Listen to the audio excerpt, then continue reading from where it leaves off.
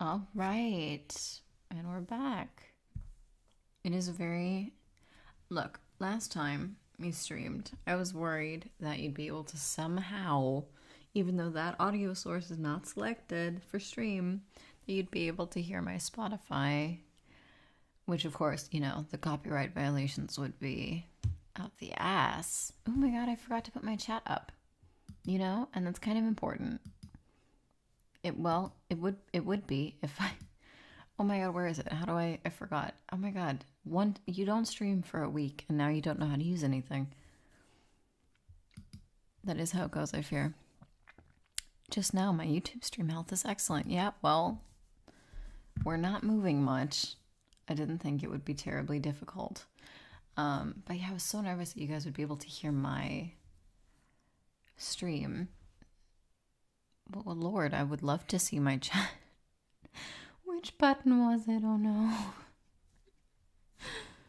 Oh, nothing is labeled in this motherfucking streaming software. Is that chat? Okay, I got it. Lord have mercy. What button is this? No, don't click buttons for fun. That's not what we're doing here today. Okay. I just have to move my Spotify so I can actually control it. Might turn it down a little bit. You guys can't hear it anyway, but for me, I'm like, it is a bit much to be trying to gab to y'all. And Busta Rhymes is going like 1,000 miles an hour in my ear. So it's like maybe a little bit quieter. That'd be better. Anyway, as you can see, we are still working on a dark and... Oh my god, why would you do that to me? On a Dark and Stormy podcast. I tried to move my studio software and it almost it cut into my... what's it called? My screen capture. Hi. This is where we're at, as you can see. As you can also see, so the pink tabbed ones are ones where off broadcast I still have to edit some stuff. But today, no, I don't think that we're going to stay in the boiler room like we have before. We stayed in the boiler room in the pool primarily. Oh my god, there would literally not be buffering. Here's the thing. It sent me a notification on my streaming service last time too that it was like, you're not receiving enough frames and the latency could be affected. And I watched the playback and it was totally fine. So I'm not worried about it anymore like I was. All right. It is 5:52 in the morning for me. So it's a nice early morning stream. It's getting harder to get up in the mornings. Not necessarily because I'm just that tired, but because I wake up with the knowledge that it is fucking cold. And and so I'm just like, for a couple seconds between bed and house shoes, my feet are gonna get really, really cold.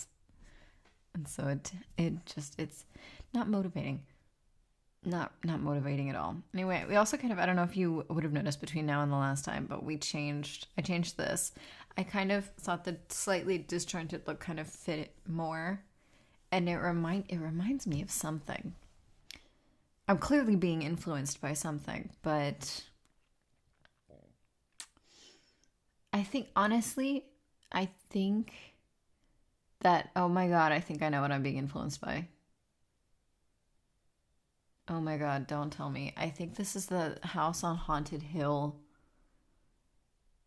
title configuration. Wait.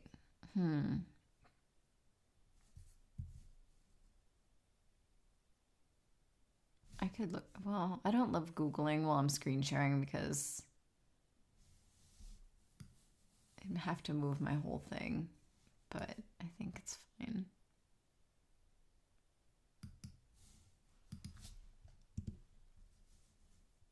Oh, that's nice. House on Haunted Hill. I don't mean the... Yep. That's... I don't know. Here you go. That. I told you guys this was a massive inspiration for, like, this game. as well, especially because this is the one from the 90s. This is the 99 movie. The original movie is from 1959. Very different vibe, the one from 1959. Also one of those movies that has a poster that makes no sense until you've seen the movie, which is tight because it's beautiful. It's great. It's Vincent Price. Horror love of my life, Vincent Price. But, and then the honestly, the actual plot, etc., of House on Haunted Hill has parallels to the original, but it's not like a one-to-one remake. The house is different. All of it's different. Which is fine. Everything has its kind of like time. Girl, are you gonna go? Okay. See, and this is why I don't like having to move around while we're screen sharing. I want to make sure that you guys can actually see everything. So as you can see, I've been working on the game, but I've been working on other parts of the game since this part of the game, the house tables, is what I feel most comfortable working on stream. Oh, because it's a lot less, sorry about that, a lot less mechanic design and a lot more event filling, which what I will give you guys a peek on is that, so occasionally, as you can imagine, since this game is currently 24 pages long, I sometimes get a bit like bogged down, or my brain starts smoking, and then in between working on this, I start working on this, which some of you might get a blast from the past. There's a new Forever 41 coming. So that would be the third version of Forever 41 to hit the shelves. So the first was a 2-player, and then I did a holiday expansion pack. All of those are available on the itch.io. And now we're finally making one that you can play by yourself as well. And you'll be playing in 3 new settings. These are all my notes, by the way, which is why they're like, this is clearly not how I would write a game that like gets published. These are my notes. And then like I will sometimes have like an idea. Like I'll be like, maybe I should have like 3 per level per event in the event tables. And I like just left it there as a thought. And then like a couple weeks later, I came back to that note and was like, 3 per level. Do you want me to jump into a river and turn into a Taro? 3 per level is 3 times 6 times 3, which is 54 events. Why are you doing this to me? Me, at myself. I think every game dev is like looking at your past self who like worked on a project last and was like, who closed here? Like, why would you do this to me? This being, why would you design a game that I now have to write? But yeah, so I'm popping back and forth between those projects a lot, IRL, and then I still, of course, have to work on Faster Ace Kill, and I'm still working on One Last Sting, where we no longer have title art for it because I hated it. So I scrapped it, and we'll be starting from scratch soon. So that's where we're at right now. Lord have mercy. All right. I do not want to start in the basement again. We spent a lot of time last stream in the boiler room. Ooh. Sorry, I got 5 on it. Came on. I was like, oh. This is actually quite nice at 5:58 in the morning. I'm still iffy. I think I'll probably do this one very, very last because the whole fucking house is basically a torture chamber, because it's a haunted house. And I'm like, having a actual torture chamber, I'm like, is it overkill or is it like original House on Haunted Hill in 1959, where for no reason at all, although technically there is a reason, it's just truly ridiculous, there's like a trap door ish, like there's a hole in the ground in the cellar that is filled with hydrochloric acid. That is the most Chekhov's hydrochloric acid you've ever seen in a movie. Because you see it like right at the beginning, and you're just like, well, somebody's gonna get dropped in there. So, especially because they spend so much time. They're like, you come in and all that comes out is the bones, and it's like, well, somebody's gonna pop out of that bitch as bones, for sure, before the movie's over. And you know, that's just in the house. And so, like, technically having, like, a whole torture chamber in this haunted house, I'm like, would work, but I'm still iffy on the lore of the whole thing, so I don't know if I'm gonna keep that. Oh, sorry that I'm yawning so much. But I'm also not surprised. It happens all the time. Yawning all the time. We could mess with the dining room a little. We haven't touched that at all. We could do kind of a fucked up Beauty and the Beast thing. Also, the thing to consider whenever coming up with events to happen in the rooms is if they might get moved around, because sometimes I write one and it's like a normal event, and then as I'm finishing it, I'm like, actually, this is the scariest shit that I can conceive of happening in this room currently. It has to be the run event, so I have to move it around, change it a little, and then I have to write another event. Alternatively, one time it's happened that I'm like, I wrote this run event, and it's definitely super, super, like, intense and scary. And then I casually wrote one that was, like, a billion times scarier and was like, right, we have to swap these. So they'll still get moved around possibly a little bit. And since these aren't in order of stress or anything, they're at random. It doesn't matter how we have to sort them. Unlike with writing Forever 41, where everything is in order of stress that it, like, gives you, basically. Let's see.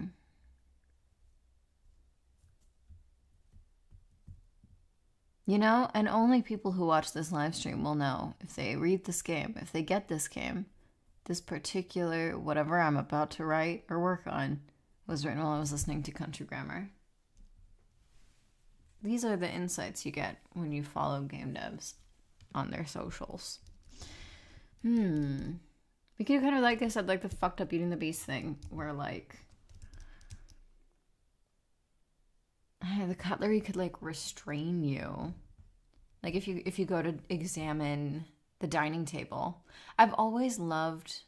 I loved it. It was a gag in the Addams Family too. I love, and it was also a gag in Scooby-Doo and the Ghoul School. It's just like such a good gag of like when you're in like a haunted house or like a monster house or something, and you sit on a chair. And it, like, grabs your arms and legs, which I have also had an experience with in real life. Because one time I went to a Planet Fitness and I had a black card. And I went to the massage chair, and it was one of those super modern massage chairs. And I hadn't been in a massage chair since they were free in the 90s and looked like lazy boys. So I sat in that motherfucker thinking absolutely nothing of it, being like, oh, it'll probably massage my back. And oh, it's weird that there's these little dips to put my like arms and legs in, but I'm sure there's just going to be a little rolly action. I sat there, that motherfucker turned on and gripped me like a vice. I was like, help. Oh my God, I can't get out. That's so crazy. I was just sitting there. I was like, I am getting massaged, but I'm also a little bit being like held down while this thing beats the fuck out of me. Like, and it immediately reminded me of like in horror movies when like you sit down on like a chair and it like grabs you. And I can confirm that like, even though the context of mine was quite nice and I paid for it, I felt like I could kind of channel into the horror of when you're not expecting it and your furniture grabs the fuck out of you. All right, let's see. Something draws you to. Something draws you to the dining table. Girl, can you spell? More like, can you type? I have a smaller keyboard than I'm used to now, and so I'm still adjusting to it. Because I'm like fucking 2 keys too far to like the left when I'm typing all the time. And I don't like look down while I'm typing, so occasionally I'm like, oh, massive little weird mistake in there. Okay, so now you did the dining table.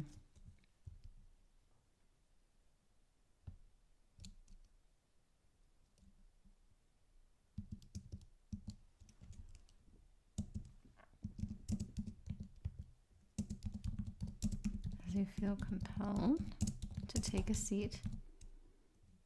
Girl. Because why would you sit anywhere but the head of the table?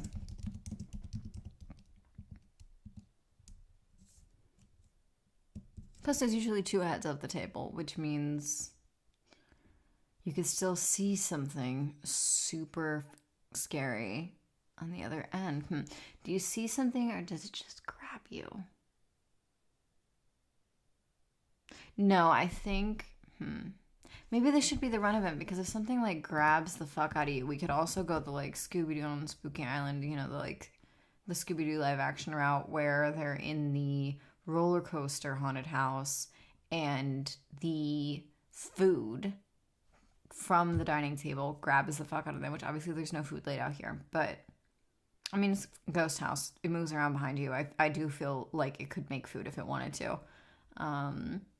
Plus, this house is really big on making you feel and hear shit that isn't there, but it's there for the house, and so you can feel it. So, because if you're bound, that's quite the struggle, and it could...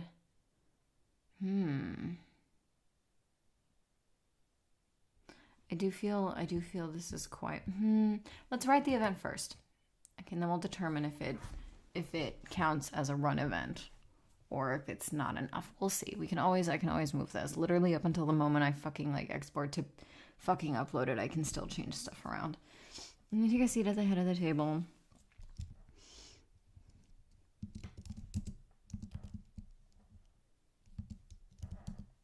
And suddenly your arms and legs are restrained with... Are they called manticles?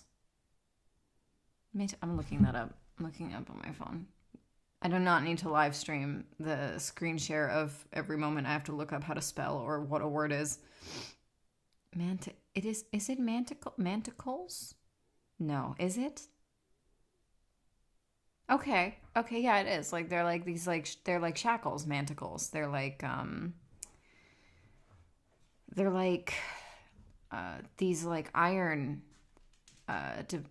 devices that just kind of snap, like cuff, kind of, but thick, onto your wrist, I think. Made with manticles you swear weren't there before.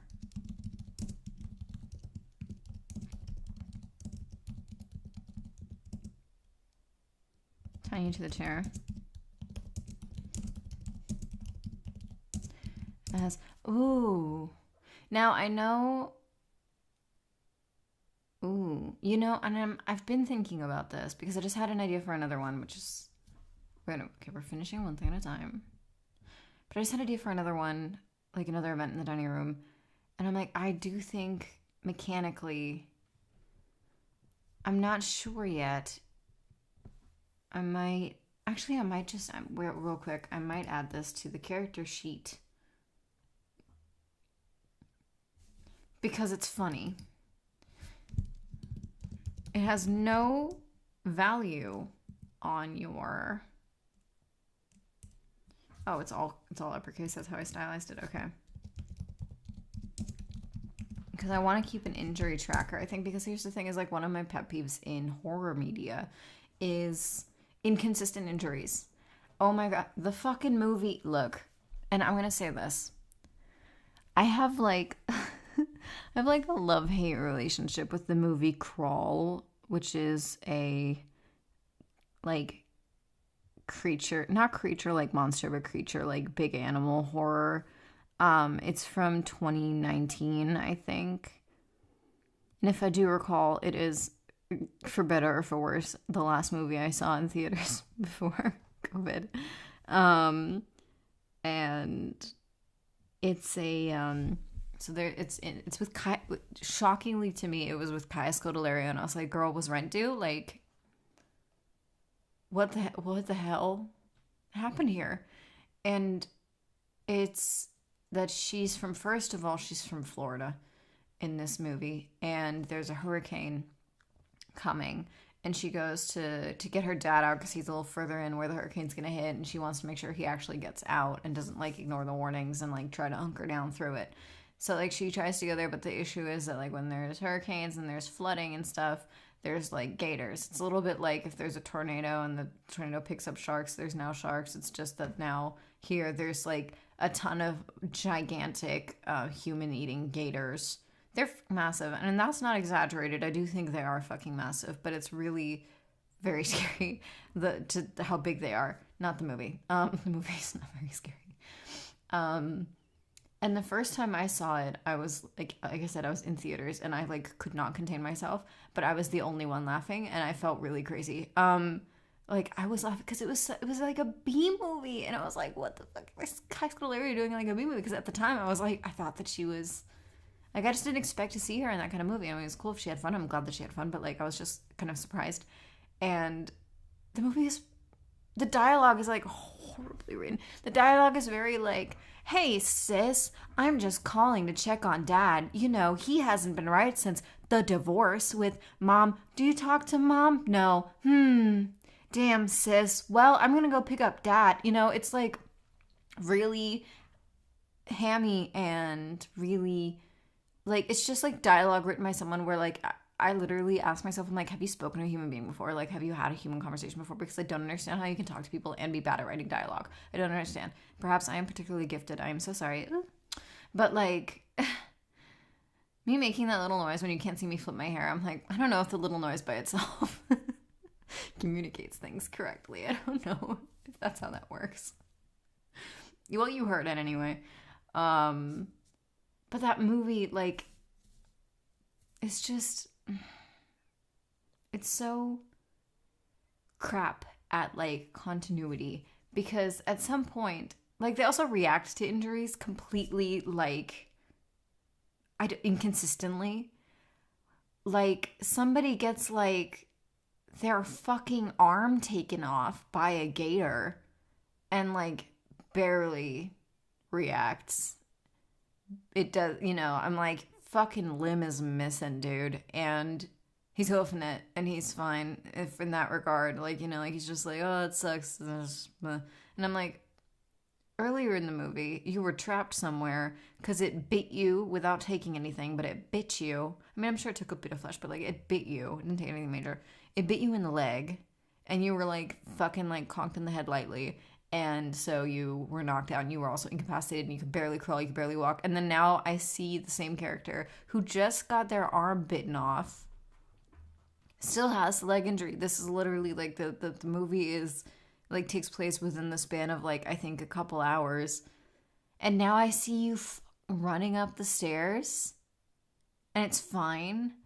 But another character who like, you know, also I think she gets bit in the leg. She gets bit in the leg. And like, again, you see very imminently later, you see a gator take another like character's arm off in one clean bite. It's gone. She gets grabbed by the leg, like the thigh. And the gator does that thing that they do with their like prey where they like spin underwater. And it like honestly kind of like, you know, rips what they're fucking holding in their arm like out. It spins in the water. She has no dislocations. She has no serious injuries. It's almost completely ignored later on, despite the other injuries that she collects. And then, so anyway, suffice to say, here's the thing though, is that watching Crawl is really fun. Because at first it was like, wow, this movie is like really, really bad, and it's like fun to watch because it's really bad. And then like I showed it to a friend and we watched it and we were like, that was such a good time. And it was also like, obviously it was really like stupid, and then but it was still really fun, but it was like kind of more fun this time around than like the first time. And then by the 10th time that I watched Crawl, I had to admit that I had a small problem, which is that I have started to like the movie, and also I have a really fun time. And then humiliatingly, all 10 watches, no matter how much I was like, this is not a good movie, I got scared like at every jump scare. So I think that we need to have this injury tracker in there where you can at least note down your injuries as they happen for yourself. I don't know if it'll help your role playing. It can. But I was just thinking about, the reason I thought about that is because I'm like, knives. I'm just going to write knives so that hopefully I remember in 10 minutes what the fuck I was thinking about. But I was thinking about like knives throwing at you, and it's just like, what if you like don't successfully super evade them? Then like you get stabbed, right? And then, like clearly non-fatally immediately, but like you still got stabbed, and I do feel like that matters, you know, for continuity purposes. So I was like, maybe you should have an injury tracker. I think that's a good idea because you could get pretty injured in this motherfucker. I mean, it's a horror game. You can die. But I don't think you need to keep track of that. Tying you to the chair. Okay, Making Drowsy to the dining room as you feel compelled to take a seat at the head of the table, and suddenly your arms and legs are restrained with manacles you swore weren't there before. Tying you to the chair as... I can't decide. I think... Because sometimes I feel slow creeping horror is not appreciated or used enough nowadays. You know, a lot of stuff. I mean, obviously it's terrifying if like, and the other thing, if like knives like fly at your ass, that's fast. You have to react quickly. That's really stressful. But I think being restrained and like maybe whatever is going to like, whatever the threat now is, you know,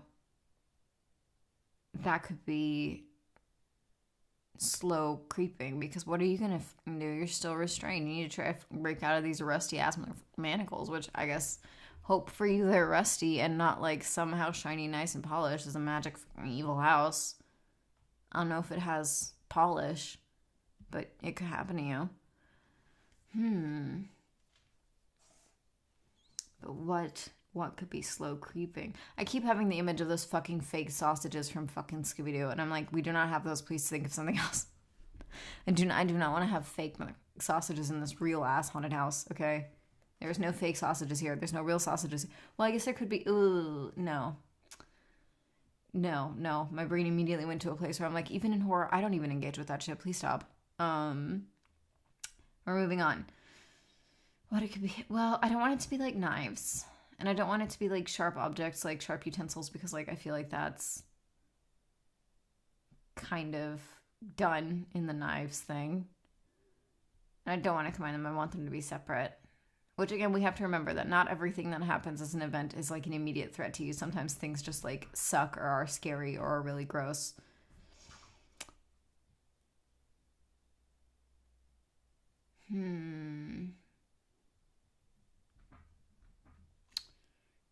Just tying you to the chair. I mean, technically, it restraining you to the chair is also already...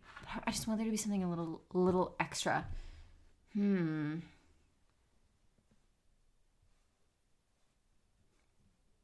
No, actually, I think you just being restrained, because here's the thing, is that something else could have already happened to you when you roll this, which I have to remember. And in combination, these things also like tend to stack up. So we're going to leave it like that. Would it still be tying? I mean, it's semantical. Shackling you. Shackling. That's better. Shackling you to the chair. Knives. Okay, well now we can... Imagine you get the game, you get this edition, and I never edited it, and it just says, what can happen to you? Roll the dice. Knives. Knives happen to me. What does that mean? What is it? What are those things called? Like a dining, it's not a cupboard. It's like that thing that like you would put like fine like porcelain in. Like it's like a glass display where like fancy old houses keep their, what's it called? Keep their utensils and stuff.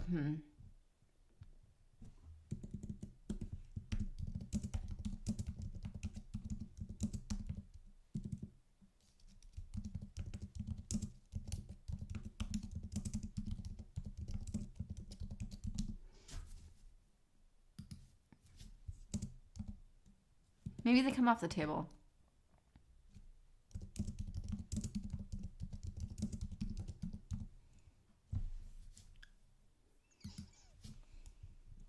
Butter knives is what they're fucking called, but I'm gonna tell you right now, with enough force, anything can stab you.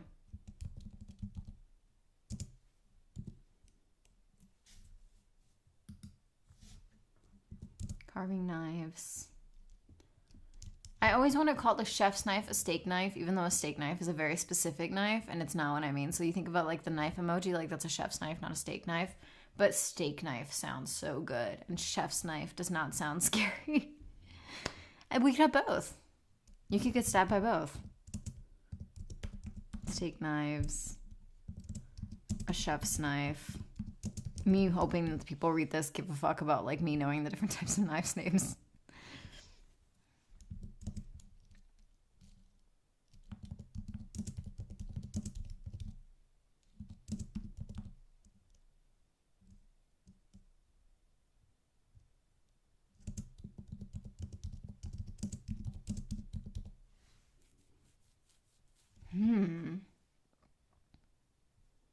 I kind of wish that there was also like maybe a way to design this where like what happens is that all of the knives in the room like lift into the air. They start pointing at you. But they don't move. Because the tension of like being targeted by like God knows how many knives. Not a great relaxing vibe. But also I just want you to be able to get stabbed. You know, it's a horror game. I want you to be able to get stabbed. And I'm like, I don't like, when designing, I don't like relying on the player imagination to compensate for a lack of mechanic. I don't like that, so I will have them shoot at you, but they will wait for a second first. Why not? It's my game. I can put as much flavor text in it as I want. I've already edited the fonts and the layout down 8 billion other times. Here we go. At first, just hovering. And okay, this is definitely the run event then. This is definitely the run event. I can feel that. I can feel that that's the run event. So we're gonna X. There. Then the first knife. Embeds. Embeds is a nicer word. Embeds into the wall next to your head. Embeds itself into the wall.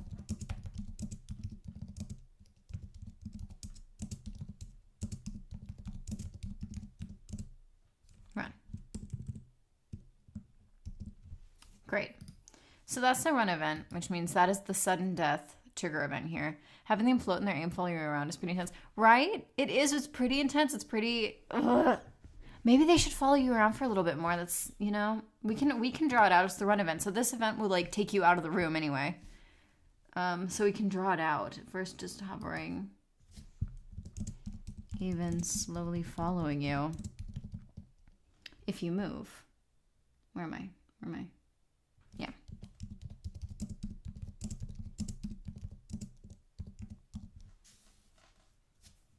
Did I put a period? Yeah, okay, good.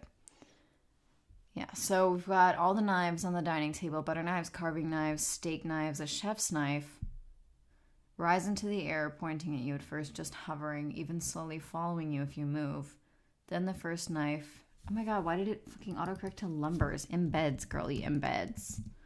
Embeds itself into the wall next to your head. Run. Okay, great. I think that's really clear. I hope. I hope it's really clear that like the knives are like tossing themselves at you now. From the air, and that you need to run. You need to run and try to dodge them and get the fuck out of that room so that the event ends. And what would be really funny is like I would be very stressed out if I survived that event and then I rolled and it put me motherfucking back in the dining room.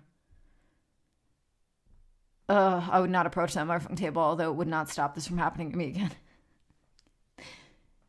Statistically highly improbable, but definitely technically possible. Although again, highly improbable, but it could technically happen to you. Up to, well, I think now we're reaching real impossibility, not just statistical near impossibility, but like it could happen to you at least 3 times in one game if you really rolled unluckily somehow, because there's a ton of, I mean, there's 12 rooms in this motherfucking house. Each of them has 12 fucking things that can happen. It would be very, very strange statistically if you got that event back to back to back. But it would also be funny as hell. Not for you. For you, it'd be really stressful. For me, it would be funny as hell. For your friends, if they're watching you play it, if you record yourself or whatever, that'd be pretty funny. That's so cool. I love that. I love that event. I'm also glad to have the run event done for the dining room. Now I can just like... I feel like once I do the run event for something, I'm like, oh, okay. Now I can like focus also on like some atmosphere building creep shit. Because this is like every time that you're in a room, it's not super likely that it's your last time in that room. It's entirely possible for you to still be in that room a little bit more. Again. Oh, let's see. As we wrote this, by the way, Hot in Here was playing on my headphones. I had a curated playlist specifically for the vibes of this game, but I listened to it so much that I think it's going to affect A, my Spotify Wrapped, and B, it was affecting my concentration because it was not a super long playlist and I was getting a little twitchy. Have them wait there, and maybe there's something in the room for the player to read or look at in the first nice little jump scare, and the knives fire faster and faster. Like, honestly, that is kind of how I envisioned when they start to go after you, because run is a sudden death event in the game. But because of the mechanics of the game, it says, like, since they follow you if you move, you could technically, like, move clans, but there's, like, it's then up to your discretion of how are you going to role play this out, you know? But since this is a TTRPG, that has to be something that you choose to do while you're playing. I like the vision a lot, though. The vision is, I feel our visions are aligning. That is kind of what I'm imagining happening to you there. Let's see. I have to make sure that I think of some creepy things. And I don't want to repeat them because I'm just like, the walls start bleeding. I'm like, you already did that. I feel a little bit like in the 1999 remake of, well, it's not a remake. It is a remake. I don't like calling things a remake when the plot is like fundamentally different and the setting is different. This is 2D. This is a print book. This is going to be a book that you get to, it's what's it called? It's a game book. TTRPG. So I feel like Stephen Price in the 1999 remake of House on Haunted Hill, because his character is a horror theme park designer, and so because of that, a lot of out of context stuff that he says is like a really like just very weird, very casual about like, you know, things that sound very horrific, but they're literally just gags or they're like parts of his designs. Like he'll just be like, well, then take their head off, my God, you know? And he's talking about mannequins that are there to look like real guests to scare the actual guests. And that's how I feel right now. And I'm just like, I already made the walls bleed. Like, we've got black mold spreading across the ceiling. We've got a pool filling with blood. We've got a lot of blood. I love blood as a horror device because as soon as blood is not in a body, something's wrong. And that's like a universal feeling, and I think that that's really cool to play with. I also really like playing with things that you can feel but you can't see. I like playing with irreality in horror. I think there's something genuinely deeply terrifying about having to put yourself in that as a character, like put yourself into it. Yeah, truly. Yeah. But weirdly, I personally do not feel any difference about watching a horror movie where there's like a lot of blood versus like not a lot of blood. Like that part does not really matter to me that much. But when I'm designing stuff, I'm like, blood, buckets. How much? There is no too much. So that makes, it's just interesting when you consume stuff differently from when you create stuff. But also like the AP that I plan to do with this, or the actual play that I plan to do with this, there's like two. There's like the like, you know, no fourth wall break version where you know that I'm playing a game, you see me roll the dice. I'm not just telling the story or like discovering the story with you guys. I'm like clearly like demonstrating and playing the game. Obviously that one I'm not going to have like fake blood or whatever the fuck. But one day, with the either time and or budget, I will be doing a actual play where it is the story depiction of what I've rolled, not seeing me roll. And that's going to have buckets of blood. I want it to be ready or not level blood. Yeah, the suspense is so good. The suspense. I love when a horror film can really capture some nice suspense. That is also, by the way, why I'm not super happy yet with one of the rooms being a torture chamber, because I'm like, well, you're in a torture chamber, girl. What do you expect to happen? Nothing nice. I like most about the rooms in this house that these are technically normal rooms. There's an office, there's a guest room, there's an indoor pool. Okay, that's not like super normal. That's like a rich person thing, but you could have one, and it's not like weird. It's not like gross or immediately like hackles raised. I mean, to me a little bit, because I'm like at home pool accidents, but that's because I'm like very risk aware, not because there's anything creepy about them. But then having like a torture chamber, I'm like, well, yeah, obviously shit's gonna happen in the torture chamber. You're in the torture chamber. I don't know, you know. I mean, technically, many a horror character has gone to a cabin in the woods, which is just like, what do you expect? It's a cabin in the woods. And it looks evil. I don't know. You know. Anyway, I have like beef with the original Evil Dead. You motherfucking pick up a book covered in skin. You start saying shit out of it. I don't know what you thought was gonna fucking happen. Nothing good. I don't know. Instincts could have given you that one. But so I'm like, I do feel like I'm probably by the end of this game going to change this into a different kind of room to have in the basement of the house, because having a torture chamber is not scary, not tension building to me. Having a room where suddenly something turns into a torture device, that is scary to me. That is cool. That is like suspense building, because you don't expect it to happen. Versus, I mean, you walk out of the dining room, the house puts you in the torture chamber. I'm like, this house is trying to kill you. I feel like that's quite obvious. It's quite obvious from the rest of the house too, but not in the same way. It is always weird, rich people with no hobbies you gotta worry about. And that's why Stephen Price on House on Haunted Hill is fucking terrifying. Same with the original, who was played by Vincent Price for the original House on Haunted Hill. That was also just a rich guy who like wanted to kill his wife. And I'm like, well, it's a bit real, but okay, you know. In fairness, he does it in a very weird way.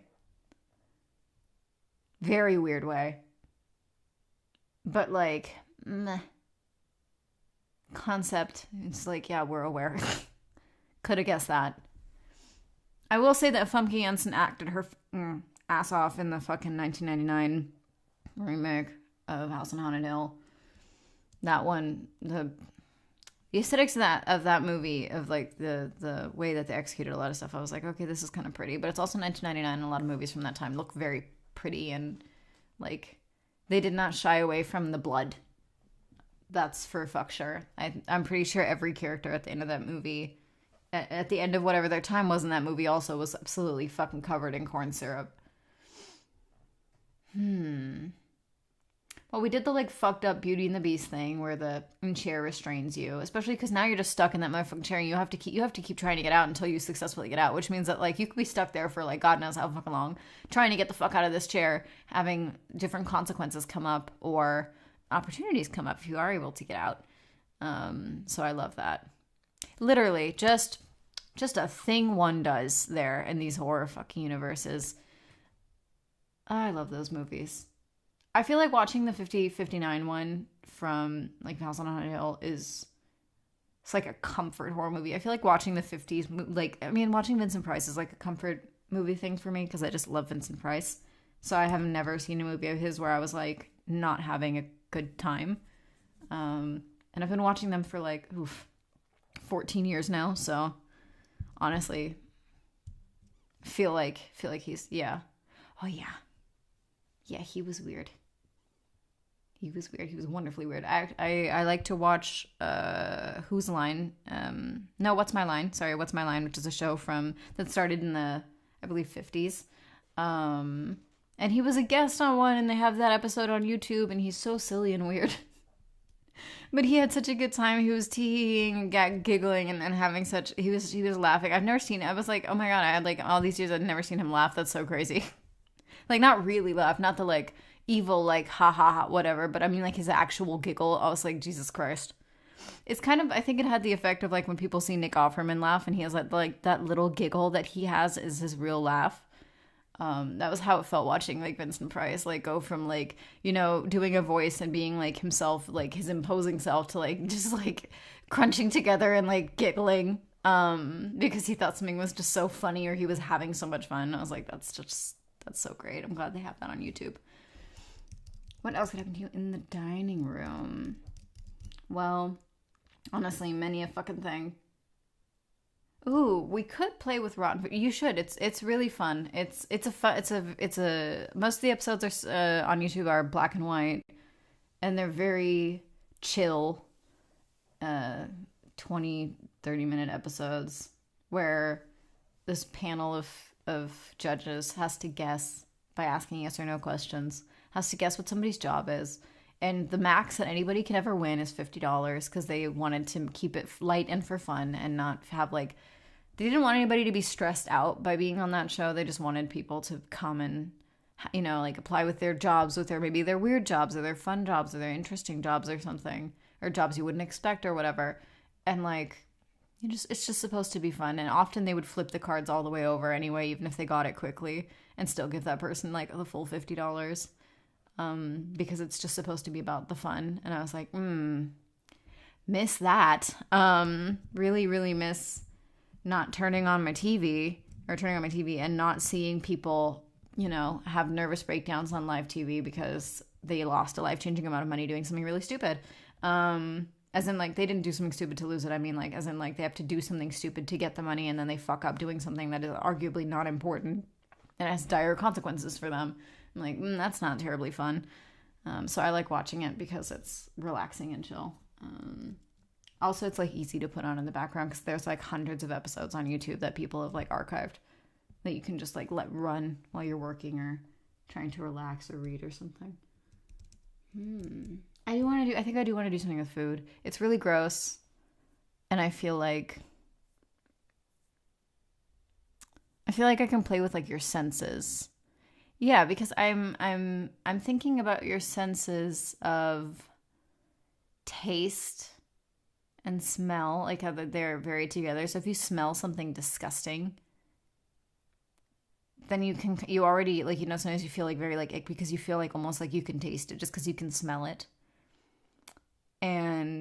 But your eyes, you know, also very important, because if you look at something and it smells rotten, and all of your others, like all of your like nasal senses are telling you it's rotten, it's bad, it's gross, but your eyes are telling you it looks good, it looks fine, it looks delicious, it looks like almost too good to be true. And then like maybe you go to touch something and it just like absolutely explodes with like flies, you know, and like the illusion is dropped. I feel like it could, like, just making you doubt your ability to accurately perceive reality is going to be really scary thing that could happen to you that doesn't technically like hurt you physically, but it'll shake you up more, and I feel like that could be a really scary thing. So I'm like, maybe you start to smell, and also like makes you be like, which sense can I trust at any given time? Because you can also, there's another, when you were in the pool room, you can hear someone drowning. You can hear someone screaming. You can hear splash of the water. Like everything in your senses is telling you somebody is drowning. You maybe we need to help them, whatever. But if you look at the pool, it's empty. It's completely empty. There's no water in it. There's nobody in it. But you can hear it. Like, it's really happening. You can hear it. And so I put that in as with the pool. You start to smell something foul.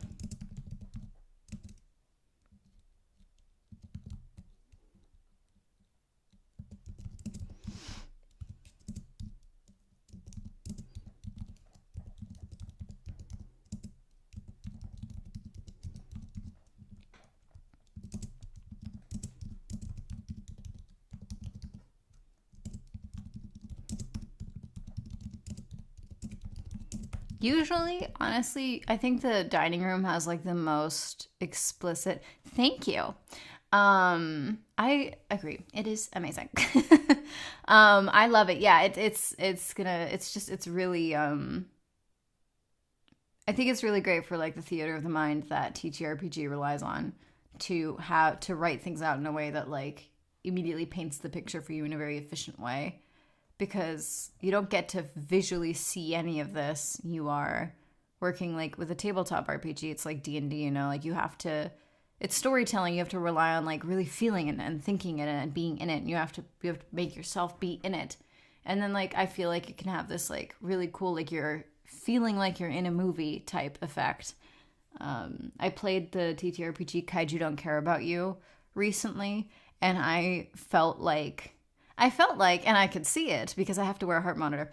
I could see my heart rate spike as I like rolled the dice and like I messed something up, and like it, you know, the description of what happens to you was like so vivid and so well done, but not like not too long so as to take you out of it because you're like, well, now I'm reading a book, like isn't like this long piece of text immediately, but it was like very succinct and impactful writing of like the building like continuing to collapse around me, and the you know, immediately like I'm in it, so I have to come up with a way that like my action like backfired, and like I spiked my heart rate a little bit because I was like so in it, and I could see it happening like in my mind. It was really, really cool feeling. And I think that that kind of is how I felt when I was like imagining a lot of the scenes from the pool room, because they were really tense. The pool room especially is really, really tense. Because what can also happen with this empty ass pool is another event that can happen is if you walk up to it, you see a reflection of yourself like it's underwater, and you could have sworn that there was no water in the pool, but now you see water and you see a reflection of yourself, but the reflection of yourself does not mirror your actions, and if you get too close, it tries to drown you. What's really funny again is that because of the way that the mechanics of this game are written, is that you could literally survive that happening to you, walk into the next room, and end up back in the pool room because you don't get to choose what room you go to, and you don't get to follow a map that makes sense. You have to roll the dice to see which room you get to when you leave a room. And since dice can repeat themselves, the house is moving around you and might put you right back in the room that you just left, which I think also fucks with your sense of like reality and like control. Let's see. Where was I? Okay, beautiful feast appears on the table. Is it a table?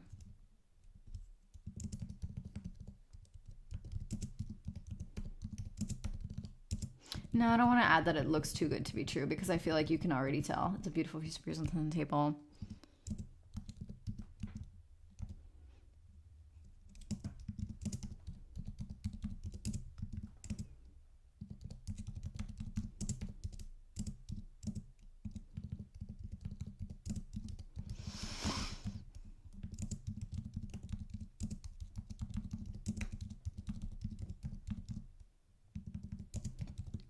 As you approach.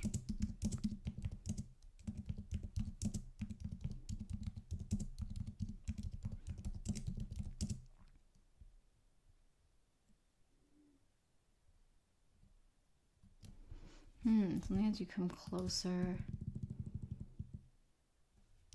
despite the growing rancid smell.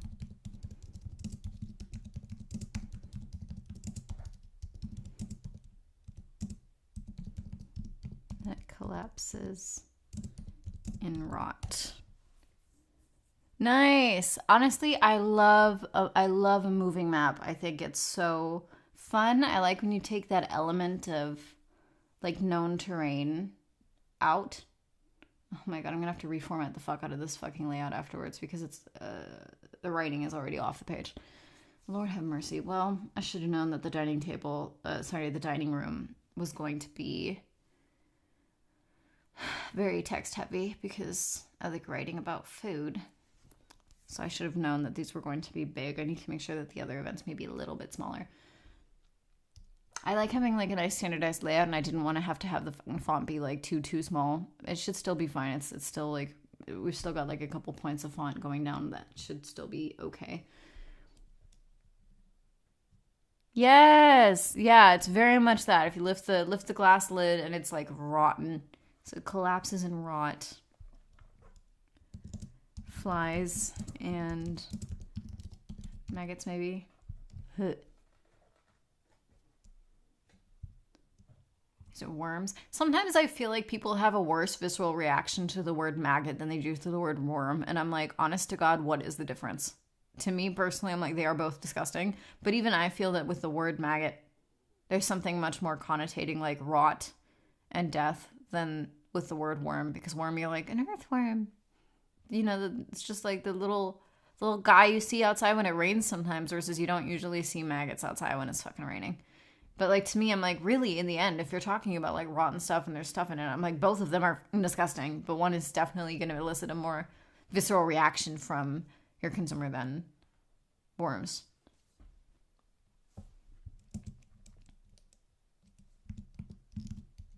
Sprawling over the table and floor.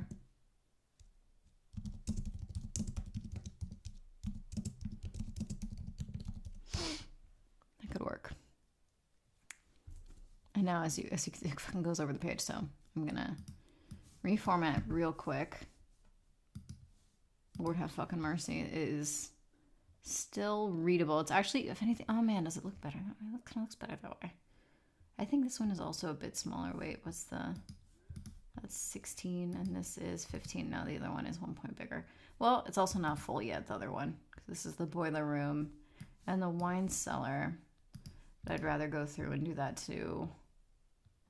The charts together so that they stay uniform as I write them, and I don't forget later on that I need to edit them because they're only 1 point apart, so I might not be able to immediately visually tell.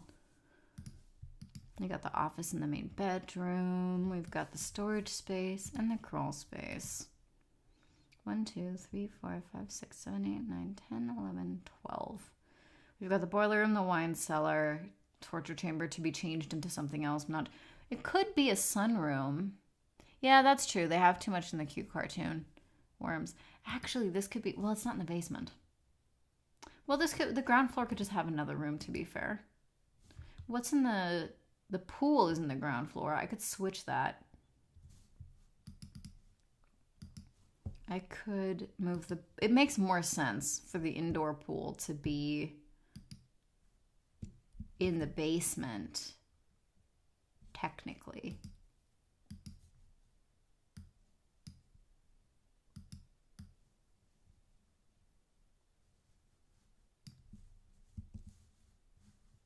Oops. Indoor pool. Oh man, it formatted wrong. That's so annoying. Girl, please. And then we're going to put this bold. Okay, and that means that up here, well, honestly, I can just delete that as I write it. But here, I'm going to give them maybe a sunroom, because I feel like being in a glass room where you're like, glass room, I can get out. No, you can't. I feel like that's really frustrating, and frustration is also really important with, oh my God, I'm glass room. No, it's a sunroom. Especially because it's nighttime. It's the middle of the fucking night when you're playing this. The premise of this game, also for anybody who isn't familiar, is the game is called A Dark and Stormy Broadcast, and it's that you are offered you're a streamer or YouTuber, however you'd like to call yourself as a character, and you get the offer for sponsorship, the offer of your life, where you have to spend the night in a massively haunted house alone for a live stream. You have to last till dawn. You have to live stream till dawn successfully. And if you do that, you will get an absolutely life-changing amount of money. So it's a lot like the concept behind Halloween Resurrection, which is supposed to be the inspiration point for this game. And, of course, then House on Haunted Hill, both of them, because they also are like last year and you get like life-changing amount of money, which obviously I think in the beginning it's $1,000 or $10,000 in like the 1959 one, and it's like $1 million each for the 1999. You just finished reading The Outsider, and the main character has such a fixation on cantaloupe filled with maggots. Honestly, that sounds sounds like Stephen King. That I see that. I see that. I haven't read that one. I've heard about it though, but I haven't. I weirdly have not. I think primarily when it comes to horror reading, I read a lot of Grady Hendrix. Honestly, yeah, it's an original system. I'm a game designer. I'm a TTRPG designer, and all my systems are original. So it's a completely original game. All of the games also on my itch.io are original. Although I do think I have a few hacks planned to write for like other indie games because I'm like, because like that like frequently get hacked. Like you are a horrible, horrible bittern having a terrible day. So I definitely want to do some hacks in the future, but primarily currently like all of my games are original systems. But yes, you have to do like an intro, and you have to, the whole time you're playing this game, you have to remember, or you can even do it, you know, as part of the game, that you are holding your phone in one hand and like the camera is facing you, or you can like switch camera to like face the room or whatever. But like obviously if you don't have a room to point it at, it's better to just keep it faced at yourself. Is that like you only have one hand free in this game because you're holding your phone and like live streaming. So I love this game. This game is like my magnum opus. I love it so much. It feels like a love letter to all of my favorite elements in horror. All of my favorite horror movies have a bit of inspiration in here.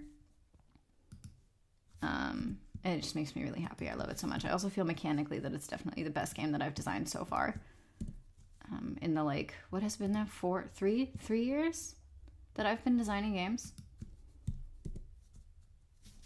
I also get like hired and paid to like work on and write for games. So like I do have quite a bit of experience by now. The sunroom, it's gonna be so fun. That's gonna be so fun. The guest bedroom.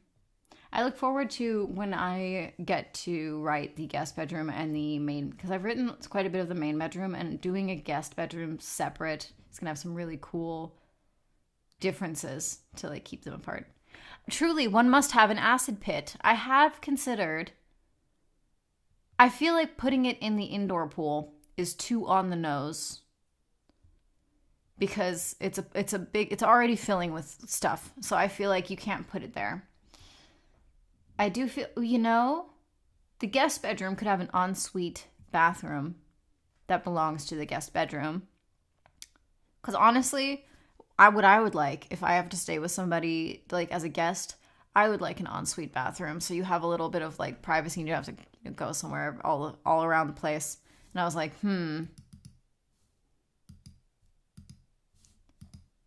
So you could have an acid shower. That'll definitely go on the fucking injury tracker. For sure. If you get sprayed, even tangentially, that would, as a visual effect, that would be so hard to do for an AP. But it would be fun. I have to keep that in mind for the guest bedroom, because that would be a great homage.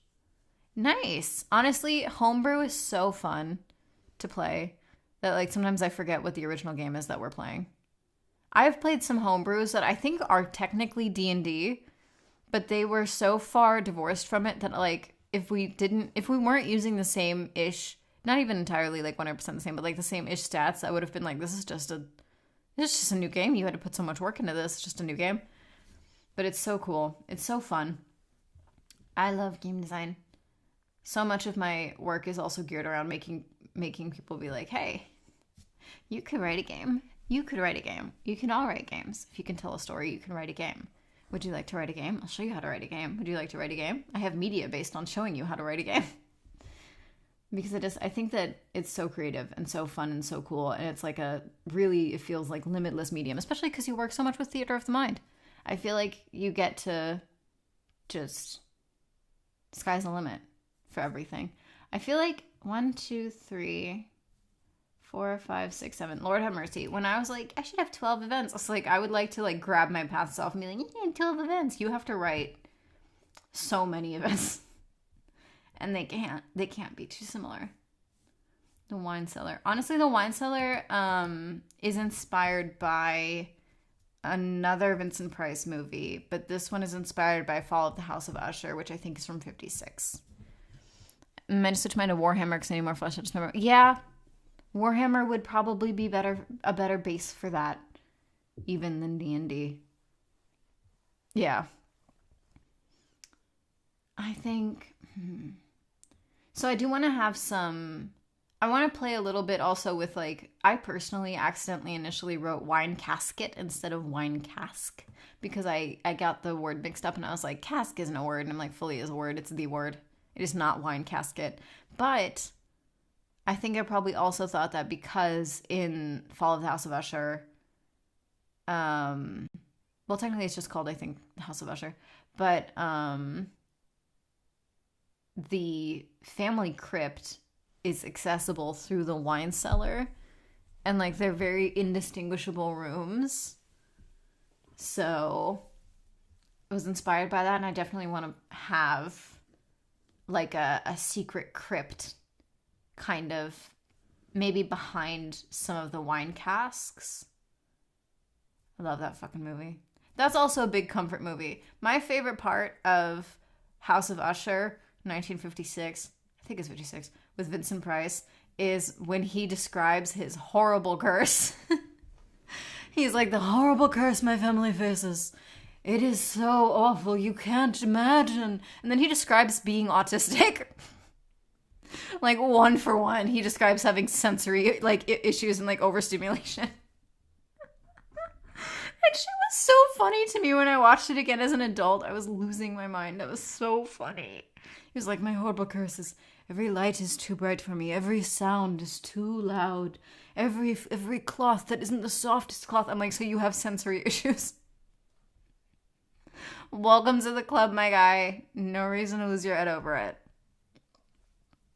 Rest in peace, Roderick Usher. You would have absolutely loved stimming. Like,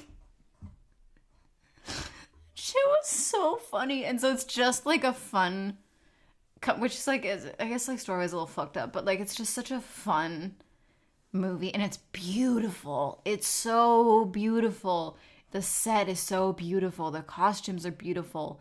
The coloring is beautiful. Like, the movie is just so pretty, and everybody is really in it and intense, and everybody's wearing stage makeup.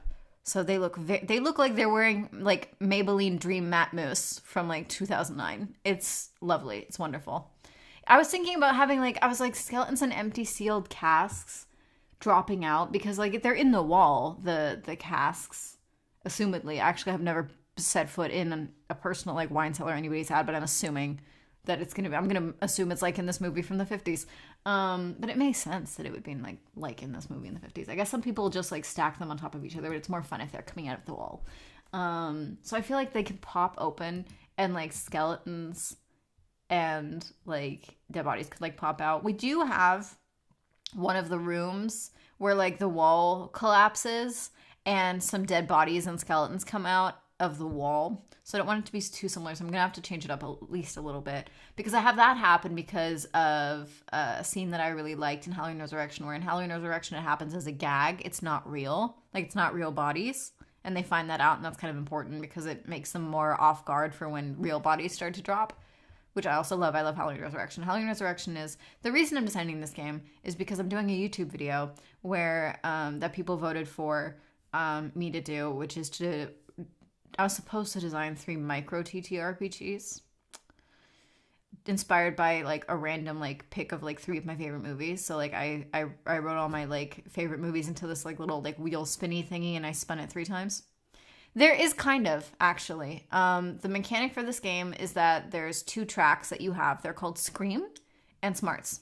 One is the side of all things horror tropey, loss of sanity, etc. And then the other, Smarts, is your logic-based side. The side that doesn't believe in ghosts. The side that doesn't believe in hauntings. That doesn't believe this can be happening. This isn't real. And when you try to do something, all of your actions kind of fall broadly into one or the other category. But if you roll like a super success, like if you roll like a 6, for example, like if you roll like an undisputed like success in an action that falls into the smarts category, then that has like an effect on your stat, versus if you roll in the scream category. And if you mess up, so the stats affect each other. Smarts affects your scream stat, and Scream affects your smart stats. You've got it up here. Mechanics of Scream and Smarts. You have 4 points to distribute as you see fit to begin with, because nobody starts at 0. You know, everybody has preconceived notions of either being more in the supernatural or more in the logic, or kind of equally-ish in both curious, but you do have to have an opinion. You can't have no opinion of either. So you can start off with either of these 3 configurations. If At any point. So if you fail a bunch of smarts things like critical failure, every critical failure you gain a scream point because your smarts is failing you. And vice versa. If the scream keeps failing you, you're going to gain smarts points. You're getting too logical for this. If you hit the full amount of smarts points, it's over. You lost. Because you became so detached and so coldly logical that you stopped believing what you could see and what you were experiencing because it just doesn't align with your worldview. So you can't see it anymore. But also you're boring. Nobody wants to watch somebody spend a night in a haunted house and be like cynical and not engage with it at all. Nobody wants to watch that. So you fucked up your sponsorship stream. Nobody wanted to watch that. All your viewers left you. And the house spat you out. You didn't get the money. I guess you didn't go crazy.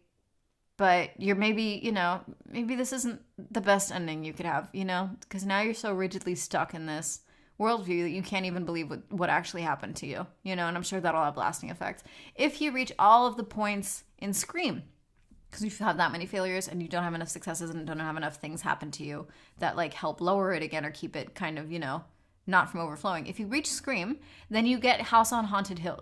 You get House, what's it called? Hill House. Motherfucking titles are too similar. Then you get Hill House. Basically, you absolutely lose yourself. You will never leave this house. This house will have you forever. The only thing anybody's ever going to find of you is, honestly, yes, your self-formed meta-narrative made you lose viewers. Honestly, yeah, very real. All that's ever found of you is your fucking phone, and it's broken and corrupted. Nobody can get what's on it. Nobody can access it or open it. You are never seen or heard from again. And you personally don't even realize this because you are so lost wandering from horror room to horror room of this house forever. Maybe as part of the house now. So you don't get to leave. What you want to do is last the night, which is a set amount of turns. You can choose different, like long play or short play.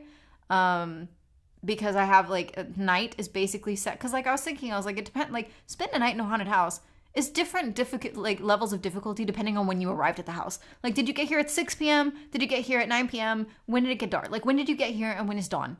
So like depending on how long or like how much time you have, you can choose to play shorter or longer, which just means that night is measured in a like set amount of turns. And since the turns are like very solidly defined, you can be like, okay, like turn 1 is over, hour 1 is like over, So you want to last until dawn, so the full amount of turns, without maxing out either of these stats. Period. You don't want to be 0. You can't ever hit 0. You will always have 1. I do have that little fail safe in there. You will always have at least 1. And if you keep getting minus, it just won't move until you start gaining again. But you don't want to max out either stat. So that also affects the way that you handle things. That means you can't go into every room trying to logic the fuck out of it, because that'll fuck up your scream points entirely, and it'll fuck up your smart points entirely. And then like you might max out really quickly on, smarts or on scream. And then like you lost the game, and also it's like over really fast and it's boring. And it's not fun to play. So like you have to try to maintain a balance as well. Because you have to be like, yeah, there's a measured amount of room rolls. You can roll for an event twice max per room. You don't have to also, because it's also fun sometimes to be like, I'm out. I'm not. One thing happened in this room. I'm out. Next fucking room, especially in the beginning. So you are allowed to only roll once per like in a turn instead of going the full 2. But what can also happen to you is you might accidentally roll a run event, and the run events are a sudden death round where you have to rapidly roll like 5 times in a row and get like a certain amount of successes in order to survive, because now you can die per room. And if you hit run, and the run turn ends with you rushing through a door if you get out with the amount of success, like even the bare amount of successes. But it can affect the items that you're holding. It can affect your sanity. It can affect like your points in general, because you might not have had enough successes. But you have the option, depending on what you have also in your inventory and what you have in your stats. You can take a scream point, and that'll give you a victory. But you might need more than just like one, so you might have to sacrifice the item or items that you're holding as well. Because when you get into a room, you can roll to investigate something. Like you can roll to see if you want to get an item. Or if you're happy with the items you have, you don't have to. But you can always roll to see what's up. See what item you can find. That's a chart. And then you do 2 event rolls, max. Or just 1, depending on if you only want to do 1 or if you hit a run. A mechanic. And then you are in the next room and the turn starts over. And the whole time, of course, while you're playing, you have to talk to your audience. You're live streaming. You have to kind of tell them what's happening. You're reacting to things. You're trying, and you're also trying to, there's a whole mechanic also about chat interaction. But that is a mechanic I'm still building out. But yeah, I fucking love this game. I love this game so much. It just makes me so happy. I love this game. Thank you. So yeah, I fucking love this game. I love the premise of this game. I love the design of this game. I just love it so much. It's my favorite game that I've ever designed, probably because it also includes like all of my favorite things and concepts. And then like also like as a streamer and YouTuber, I'm like, this is just chef's kiss. It's also like, I feel like it reminds me a bit like actual play or theater of the mind wise, it reminds me a bit of the style of the movie Unfriended or even We're All Going to the World's Fair.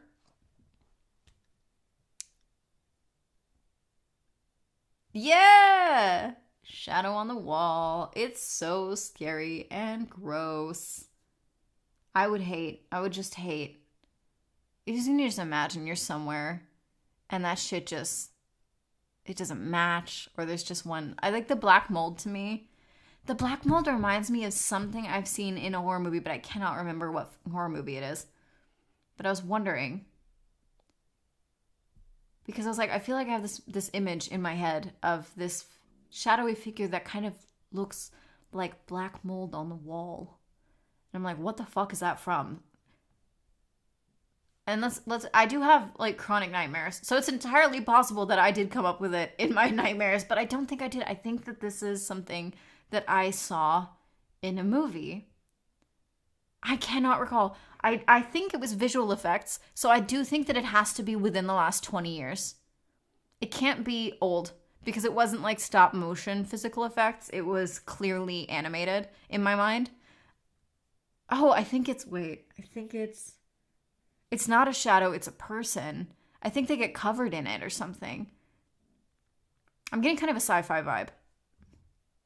It's not Annihilation. No, it's not Annihilation. It's but I feel like that's the right direction. I feel like Annihilation is the right direction to go in. Man, that movie was fucking weird. Not in a bad way, but that movie was fucking weird. Which, it's cool that it's weird. I feel like it could have been weirder. I feel like the book is weirder. Probably. I haven't read it, but from what I've seen, I'm like, I think that the book is probably weirder than the movie was. Like a Hat Man and the Mold Man. Not to be confused with Mole Man. That's true. Honestly, the Hat Man, absolutely the fuck not. I can't take Benadryl and stuff like that. But having heard about somebody being like, I took some Benadryl, I saw the Hat Man and I owe him money. And they were like, what? Like, I guess this is not a safe space. I was like, you can absolutely not. Absolutely not. I have chronic nightmares. I do not need to take Benadryl and meet the Hat Man. Thank you. I have enough nightmare fuel. Sometimes I do incorporate my nightmares into my games. I actually have a whole game called Night Desert that is about fixing nightmares, because that's like if you have chronic nightmares, then like the therapy thing that you get like taught is how to try to post nightmare mentally kind of like imagine back into the nightmare and fix it. And sometimes, depending on like how tired you are, your level of stress, how your mind is currently working, sometimes you can fix it by trying to make it harmless. But I'm not gonna lie, a couple times I have solved my nightmare by reaching in and giving my nightmare self a gun.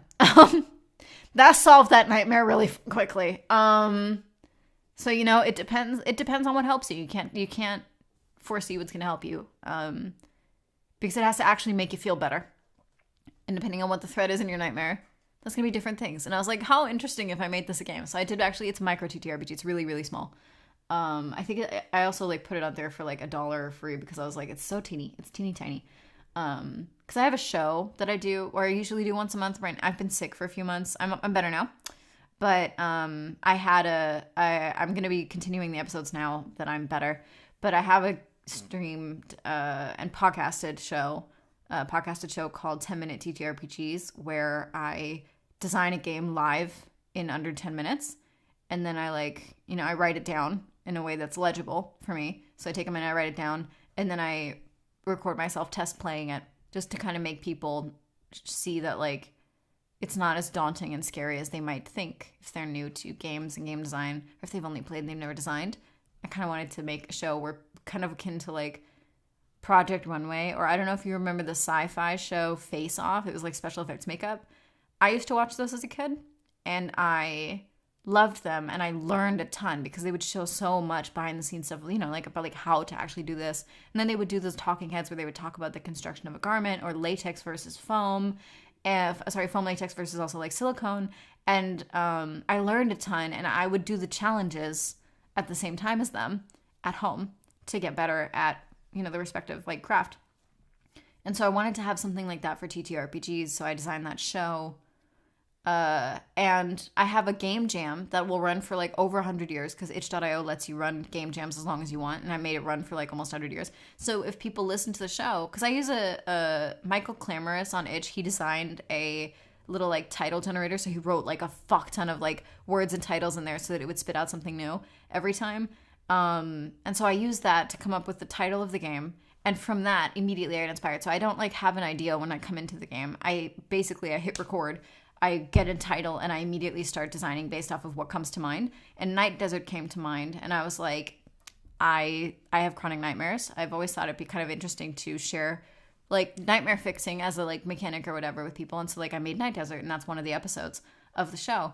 And I have a game jam where if people are inspired by the show, like if they do it along with me, because like 8 billion people could hear the same title and come up with totally different games that have nothing to do with each other. No same mechanics, no same goal. In the end, they might not even want to keep the same title, but it's like all inspired by the same thing. So if you have a game that's inspired by one of the episodes, you can say which episode it's inspired by, and you can add your game to the game jam, just to collect them over time, because I will be doing that show forever. So I have that show, and then on that one I did Night Desert as a nightmare fixing game, and I did incorporate some of the things that I actually have seen and had in my nightmares. But I also added some stuff that's like goofy, or because sometimes you have a nightmare where you just wake up and you're like, wow, I was terrified, but that was so stupid. What the fuck? I don't care about that, but like in your dream you did care about it. You were really scared. But in real life you're like, what the fuck was that? That's just embarrassing. Ugh. Because sometimes you have nightmares where it's just like so mortifying you don't want to be there anymore. It's not really like, it's not always like a figure stalking you through a house gonna kill you. Not every nightmare features Michael Myers. Sometimes you're in your underwear in high school again, and it's just a bad time. It's also a solo game, Nightmare Desert. Well, now it's just called Night Desert. But like, it's a solo game, so you can just play it by yourself, which I think is honestly very good, because like it can get kind of scary, and sometimes you would rather work that out by yourself. You don't always want to have another person playing out the feelings and catharsis with you. So I can always reread Night Desert and be like, what kind of nightmare horrific shit is in the catalog? But I cannot recall what the fuck Moldman is from. Yeah, a burst of anxiety chemicals, but the stupidest shit is happening. Yeah, I get that. Mine are usually along the lines of Michael Myers-ish, like, genre nightmares. Or they're like, I don't know if you've seen Battle Royale, the like Japanese horror movie, but often they're kind of like that also. And it switches sometimes between like experiencing Battle Royale or witnessing it, both of which I find deeply horrific. So there's a reason that the Glock features very heavily in the nightmare therapy. She fucking useful in those dreams, which is so wild because I'm not a fan of them in real life at all, and I'm very anxious about the concept of them even. But in my dreams, I'm like, well, it's a fucking dream. You gotta do what you gotta do, and if that's what I got, that's what I got. Sometimes it doesn't work. Sometimes it has to be something else, but I put it in the game as an option because I was like, it can fucking, sometimes you gotta do in your dream what you gotta do. You know? It's Michael fucking Myers, you know? Or Michael Myers equivalent. Weirdly, I don't think I've actually had a giant nightmare about Michael Myers, but that's because I find him deeply unserious. And if I ever had a nightmare about Michael Myers, then I would just do what I know would help me, which is I would imagine Busta Rhymes in my dream, and he would fucking kick and punch the fuck out of Michael Myers like he does in Halloween Resurrection, and then I would be fine. So I wouldn't be terribly worried if I did have a nightmare that like actually featured Michael Myers, because I am fucking ready for that scenario. I'm prepped.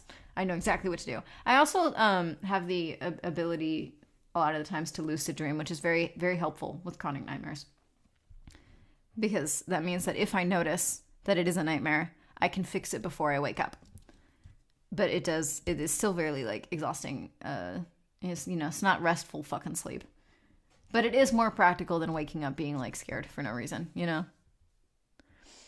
Paranormal stuff gets you the most, slashers and violence don't as much. Yeah, that makes sense, because you can understand what a humanoid slasher is doing, but an otherworldly force is fucking with you for no obvious purpose. I agree. I find the paranormal much more scary. I'm also indigenous, so I have like a very specific, very specific relationship to spirits and the concepts of spirits, but also the concepts of like otherworldly things and creatures. And there's like a certain amount of I do not fuck with it. And I do not see it and it does not see me type of vibe with some things where I don't fuck with it, I don't talk about it, I don't deal with it at all. But then there's like spirits where I'm like, I really loved the Mike Flanagan Haunting of Hill House. I thought it was beautiful. I think many people did find it very beautiful, but also it was very. I like that he went back to the older concept, also that we used to have in horror before movies, of ghosts that are not floating or translucent, but that's just for all intents and purposes look like people, look real, like people, look solid. You know? Yeah, it's. I don't know. I don't know if I even know that it is possible for people to learn how to lucid dream. I've just always been able to do it. And like, I've just been able, I know that if you can do it, you can train to get better at it, because I've obviously had to do that, but I don't know. I mean, I just don't think I can like control it like in the way that like people really wish they could control it, where they could just like do it all the time, or like, I don't know. Some people have said that they like learned or studied languages. I'm like, all I can do is course correct my nightmares, which I sometimes still have to do several times per dream. So that's all I can do. I can't read stuff or go through stuff or slow down time or like vibe or whatever. I wouldn't want to anyway. I'd get really freaked out, I think. Which I also think is kind of like something that like is very unsettling about in this game is that like it's nighttime, it's dark as fuck. Which honestly, I think I might play with the glass in the sunroom. Because also, like, I'm gonna write, this is a house that is not surrounded by other fucking houses. Like, this is very much like House on Haunted Hill situation. There's no close fucking neighbors. Nobody's gonna hear you. There's nobody walking around outside. But I might play again with your senses, but this time maybe with the auditory ones, where through the glass you can hear people talking, and then maybe you might think somebody's like outside. Maybe like, I'm just gonna make a little note for myself.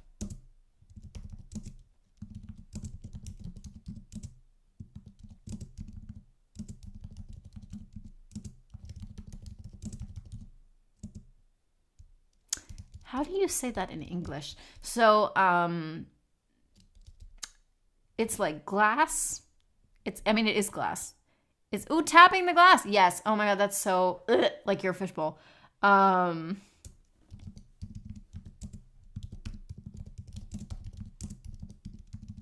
What is that glass called? That is, I don't want to say the word that we have in the other language that I speak, because it's going to sound gross.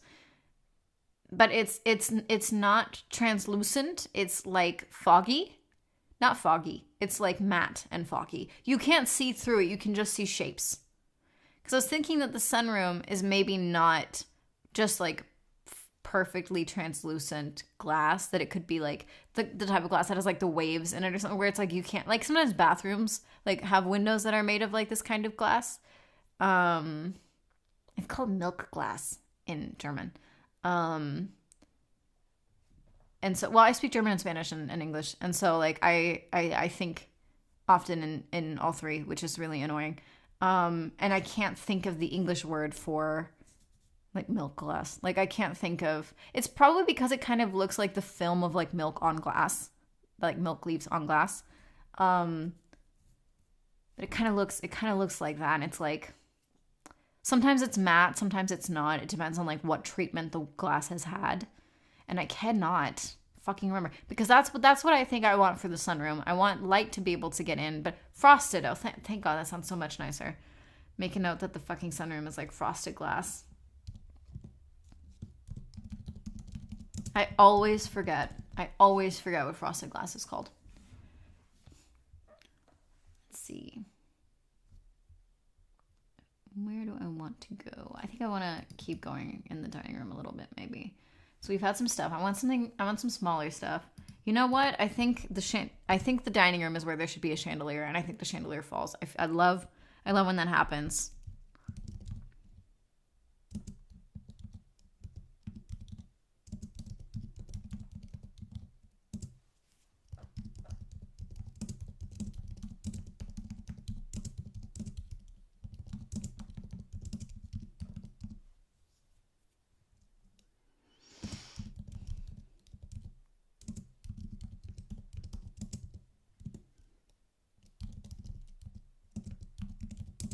I think it should fall right next to you. You tried German when you were studying philosophy, but you still for English translation. Yeah, it's tough. If I weren't a native speaker, I would have never ever tried to fucking learn that language on purpose. Shit is way too hard. Very annoying. Although it's easier when you speak a language that has if you speak like another language fluently that is not English, you have a way higher chance of learning German, because English doesn't conjugate the same way. It doesn't declinate, by the way. It doesn't declinate nouns. So it's really, really, really hard to adapt a totally different type of grammar, versus if you speak like a Romance language, it can become easier to kind of jump to its like diagonally a little bit, like tangentially, into like learning German. I know that I got a lot better as a kid at declinating because I had to learn Latin in school, and so the structure kind of gets presented to you like from scratch, and that shit was very helpful. And now I have too many languages in my brain, and it makes it fucking annoying. Yeah, nice. Honestly, Spanish way easier. I obviously fucking biased, but like I think. Okay, so the chandelier falls. God fucking damn it, it's too fucking long again. Ooh, I don't know how much smaller I want to make this. Actually, so every time I make it smaller, I'm like, actually, that does look fine. It does look okay. I might just want to wait until it's... I don't want to fucking go through and do that shit again. Latin is so useful. It is, well, I think it's useful. I'm grateful to know it now. I was certainly not fucking excited about it when I was like, 11. But now I'm like, okay, well, I had to have it for a total of 10 years. So it's pretty solidly locked in that bitch. But I would say, I would like to add, I did not have A's in Latin. Like, it's in there enough because it's been there for so fucking long. But there's so many forms of Latin, and it changed so much throughout eons, that there's forms of Latin that I'm completely useless at. Like if you get into like Middle High Latin, like some stuff from like the like fucking like 1500s or whatever, they literally like their version of Latin is to ancient like actual classical Latin, like T9 text speak is to English. It's so different and so annoying, and they used so many abbreviations that they made up out of nothing. That like their form of Latin includes symbols instead of words. And they simplified a lot of the grammar, but not in a way that is like intuitively making sense, but in a way where it was kind of like developing shorthand for English, like for typing. Where if you don't know shorthand, it doesn't make any sense to you. So you have to know Latin and you have to know all of their shortcuts, and their shortcuts are really annoying and like hard, and I do not know them very well at all. But it's basically T9 text speak of classical Latin. That's what medieval Latin is. Or Middle High Latin, I guess you call it. But like, fucking Christ, their shit was annoying. So I'm not very good at that at all. I can recognize it, but I can't read it fluently or nicely.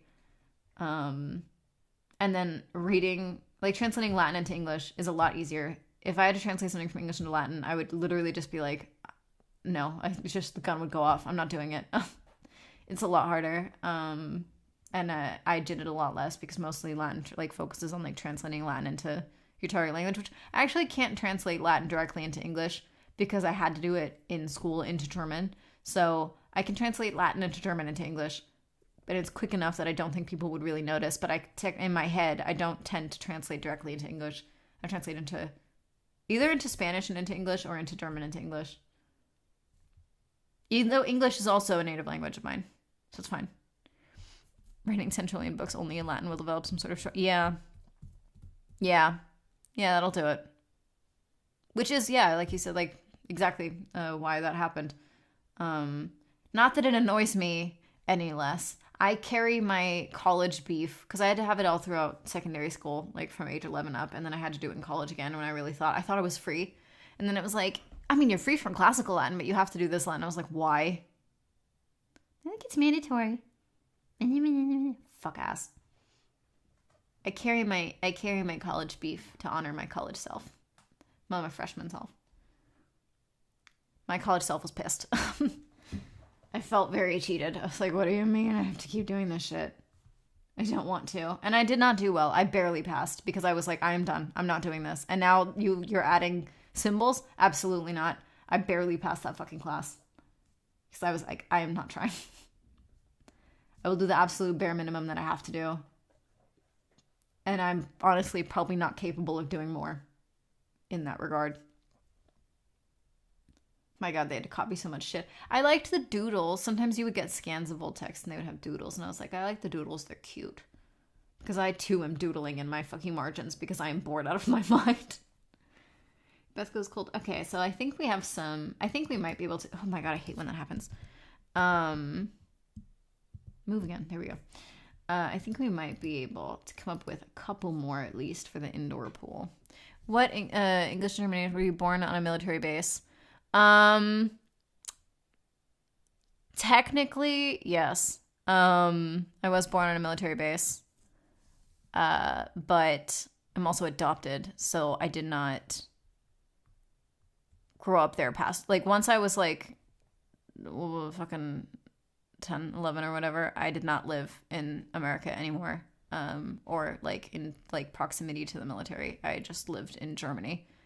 And I'm Mexican, so but yeah, I was born on a military base technically. Army hospital. As I can tell, because everybody else like who doesn't have like military base has like normal birth records, and mine look like they're like a prop from like a 90s like Armageddon movie. Because they had like a different like system, and they have, I still have the original like physical records, and they look like fucking weird. Because they're technically like military documents and not like normal hospital documents, which is ridiculous. But they look fun, and they're like all withered and shit, so it kind of looks like a prop on MASH or something. Yeah. But yeah, I am Mexican and German, and I grew up in Texas, and then I grew up in Germany for the next majority. And then I moved back to Texas, and now I'm back in Germany because I just am yo-yoing around. But now I'm back in Germany, which is why I'm streaming at 7:29 in the morning, my time, and not at like a normal US time, which is why I don't currently stream at normal US times, because I'm trying to keep like a nice sleep schedule. Well, I'm not trying to keep a nice sleep schedule for fun. I have to, like, medically. But, that's why I wake up at, like, 5 every morning, and I go to bed, like, really, really early. Which is honestly very nice. I like it. It feels very chill. It feels very, like, you've got your shit together just because you're waking up at conventionally, like, loved times to be up in. But that also means I went to, like, German school, which is why the Latin was mandatory, because in most German schools, like, in the third tier, because there's 3 tiers of secondary school that you can go to in Germany, and they're literally sorted in: will go to college. If you do extra school, you can go to college. You're not allowed to go to college. Well, yeah, I know. That's why I went to Germany. I literally left Germany because I was like, I fucking hate it here. This racist ass, shit ass fucking country. I'm never coming back. And then I moved to the States, which was a little dumb. But I had never lived there as an adult, and I was moving to, like, the Mexican border. So I was like, I'm not moving to a white city. I'm moving to a city full of people that I'm either related to or that I look like I'm related to. So I was like staying in my little corner, and I was like, okay, the thing I wanted to improve, the daily racism, that did get better. But there's guns, and I did not think about the guns, and they're very scary, and it's a very big problem. And I don't want to, and then I was like, oh, there's no security here at all. They don't care about the security I'm supposed to have from Germany. Bad. And then I, like many people, lost my job, became, like, more acutely chronically ill, could not, like, get health insurance, could not keep a home, like, like, you're, like, in and out of, like, homelessness. It's very bad, very shit situation. And I was like, I have to get the fuck out of here. I need to get, like, medical care. I need to get, like, some sort of, like, stability. And then my friends were very lovely and very kind, and my community was very, very kind, and I'm very, very lucky that they managed to crowdfund for me to move back to Germany. So they were able to crowdfund me, like, a plane ticket and enough money to stay at an Airbnb while I tried to figure out a living situation here for 3 months. And I really could not be more grateful for that, and for everybody that, like, contributed to that. That was, like, life-saving, life-changing. Very, very, very, very, very grateful for that. We'll probably never be able to fully express how grateful I am to that. And that was only possible because I have dual citizenship. If I didn't have German citizenship, I would have never been able to come back here. Yeah, honestly, our food is excellent. I recently found a Mexican importer here in Germany, and I'm very excited because I can finally have, like, my food again. Because it's also, like, the food that I grew up with as a little kid that I was, like, really looking forward to having access to again.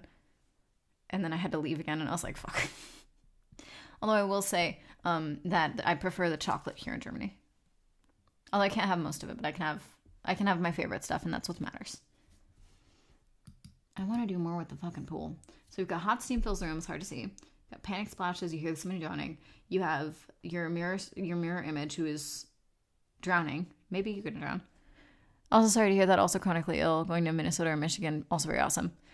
Okay, yeah. The chronic illness. What I think is very cool, which I think is actually more common than I thought it was when I was a teen because I wasn't as aware, is that chronic illness definitely heavily influences how I write everything, but especially horror. Because I feel like with chronic illness, you have to go through so much body horror, and you have to go through so much, sometimes horror with irreality, because I have, I'm now medicated, but I had seizures, and I would have, like, part of the seizures is also, like, you would have, like, you could have, like, auditory hallucinations. I have a lot of phantom smells, which is, like, I still have phantom smells sometimes, but not nearly as much. And I feel like that, like, probably goes into why I like playing with the horror of irrealities, because I know what it feels like when what you know is happening around you does not match what your senses are telling you is happening around you, or vice versa. Thank you. I'm also very glad that I had those people around me. They were a huge, huge help in getting me to, like, a safer spot. And I really, really appreciate it, especially because, like, moving internationally is ass. So I had to leave pretty much everything I owned behind and start over again, which is ironically also how I came to the States. So it just kind of had to start over again. And I'm still starting over, but I'm safe and I'm fed and I'm warm and I have like a safe place to stay because I'm like somebody's roommate now. I live. And they're, helping take care of me, helping keep me safe. It's very, very nice. It's nice to have a winter come and go, and I am not cold and or starving. So very, very grateful to everybody that was able to get me to Germany, despite the fact that I still fucking hate it. But it's mostly because, the things that I hated about the country, they don't change just because I left and came back. But chronically ill, I don't leave the house that much. So I don't have to deal with the day-to-day stuff as much as I did previously when I was like out and about all the time. But it does definitely affect like the way that I write horror like heavily. Well, I think that as a creative, I'm sure in general, it's probably always true that the things that you experience in all areas affect how and what you write. I've always loved horror. I've loved it, and then I grew to like love all of it because I kind of started in classic horror. I think a lot of people, kind of have like older people show you stuff, so it's like much older stuff. So I grew up with like more 50s horror when I was like a teenager, and then like I like finally like really expanded into it when I got older, and that shit is just cool. It is so cool. I feel like horror has no creative limits. I feel like it can really be anything can become horrific. And I feel like, obviously that's true in real life. Absolutely everything can be like perverted into something that is horrific and terrifying and like jarring and scary. And then I feel like with chronic illness, especially if you have become ill or at least become acutely ill and were either previously unaware that you had a condition because it wasn't affecting you yet the same way, or that you didn't have it yet, then I feel like, especially those that are like ill and chronically ill, like as you understand how fast things can like change. And I feel like that's a really big element in like horror, especially in like suspense, because like it's suspenseful for you as the audience to watch somebody who has no idea that they're in a horror movie or that they're about to be the star of a horror movie just go through their actions with no concept. And it's going to happen because you know what you're watching, but they don't know. And you get to be with them when it switches and like you get to see the shoe drop. And I think that that's like it's just so exhilarating every time to watch. It's like it's so fun every time, especially because at the end you get to turn the movie off and it's over and it's done and it's fine. It got resolved or ended, good or bad. There's a movie from the 2000s. It's called Valentine. It's a slasher. It has very low ratings. It's got like Denise Richards and like I think it's Christina Applegate and like the girl that plays Deputy Judy from the Scream movies is like the main character. And it's just like, and it has that guy that played what's it called? He played like Angel on the show Angel and like on Buffy, and he was like in Bones. I always forget his fucking name because I didn't watch those shows, but I'm like aware of them. I've seen like episodes before. I don't think I've seen an episode of Angel, but I've seen an episode of Buffy. But he's in it. And a lot of people did not like the movie. And I think it's because the ending is not happy. But I love that the ending isn't happy. I think that it was so different from like a lot of others, like of the time and genre. Like specifically when we're talking 2000 slashers, it was so different. And the kills were so iconic and creative. And I was very into it. I love that movie. I've watched it so many times since I saw it for the first time. I saw it for the first time last year, and I became immediately obsessed with it. I was like, how did I not see this? I love Denise Richards. I just love watching her in movies. I'm like, who doesn't? Many people do. And I love that movie. And I also like sometimes when like the ending is not good in a horror movie. Like when like the good guy does not win. Or like not only the good guy wins. I will not spoil the ending of Valentine. I do recommend giving it a try because it is certainly, even if in the end you're like, not for me, you're like, it is an experience. It is an era. It's heavy also like on like very cool like aesthetics. So it also just looks fucking cool. Like really looks cool. And so, literally it linked the first time I watched it, it lingered with me. Which is why I don't think it's a bad thing that when you're playing a Dark and Stormy broadcast is that like you can die at any time in the game. You can end up rolling like a run thing and like fucking dying. You can end up getting consumed by the house. You can end up spat out and like bored and like emotionally dead basically, but like otherwise like there. Yeah, literally it goes so hard. Oh, Kate. Is it Kate? It's Catherine. Catherine Heigl. That's the other girl. She's only in the beginning of the movie. They kind of pulled a scream with it because she's like definitely like one of the like most famous like cast, more like she's a very famous cast member. She's famous than like the main person. Yeah, the mask goes really hard. The like cheruby kind of like mask like paper thingy is I think really really cool. It looks good. It's really really cool. All of the set pieces are very creative. It's just I was like I watch it and I'm like man, they don't make it like this anymore. They're not brave enough to make it like this anymore. It's good. It's very of the time, but I watched it and I have this list from like for fun on my letterbox that I curate that's called like horror for hot girls and hot girl not gendered, hot girl vibe. And it's on there because I'm like this is like one of like the ones where I'm like the girlies that get it, and the girls that don't. Like I can't make people get the movie, but I'm like, but if you get it, oh, it's beautiful. It's so fucking cool and like delicious, and honestly feels to me, which is also like I think very much like an experience thing, but like to me, it feels very ahead of its time. You know, it's so good. It's so good. Let me see. What year is that? Let me see. Oh, I think it's 2001. Yeah, Valentine 2001. David Boreanaz. I always want to call him Andrew for some fucking reason. I have no idea why. He looks like one to me, I guess. David. His name is David. David Boreanaz. Yeah, he's in it. Oh, Jessica Caulfield's in it too. I love her. She's from Legally Blonde. I mean, she's from a lot of stuff, but she's also from like Legally Blonde. And I'm really glad they went with the casting choices they went with because originally they were going to cast Jennifer Love Hewitt to play the role that was played by Denise Richards, and I was like, absolutely not. Do not do this to me. The vibes are not the same. What else can I... Okay, so hot scene feels you feel like, okay, you watch yourself. Okay, that's actually, I forgot. I misquoted myself initially. What happened here is that you look at this like thing, like this mirror image of yourself that doesn't match because you're watching yourself drown. Like the mirror image of yourself in the pool is drowning. If you try to reach for it, you know, it might try to drown you. It depends. It also depends on like your instincts, what you think's gonna happen. But like, I think it's a very quick hop to be like, if you're watching yourself drown, like this version of yourself drown, and you reach for it, that like it might try to drown you. I feel like, as above so below, I feel like it could happen. The pool starts to rapidly fill with blood filled everywhere. Yeah, because then you might drown with the blood.